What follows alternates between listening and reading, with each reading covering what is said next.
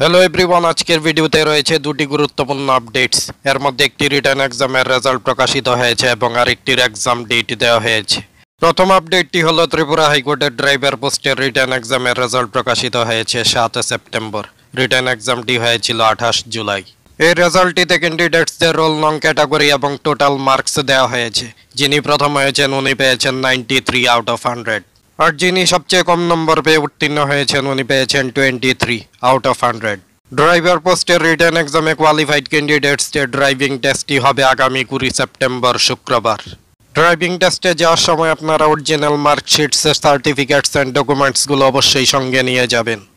দ্বিতীয় আপডেটটি হলো ত্রিপুরা জুডিশিয়াল একাডেমির গ্রেড 3 অ্যাডভার্টাইজমেন্ট নং 01/2024 এর প্রিলিমিনারি এক্সামটি আগামী 22 সেপ্টেম্বর রবিবার অনুষ্ঠিত হবে। রিটার্ন এক্সামের অ্যাডমিট কার্ডটি ডাউনলোড করা যাবে ত্রিপুরা হাইকোর্টের ওয়েবসাইট থেকে। আগামী 12 সেপ্টেম্বর থেকে 22 সেপ্টেম্বরের মধ্যে অ্যাডমিট কার্ডটি ডাউনলোড করে নিতে হবে।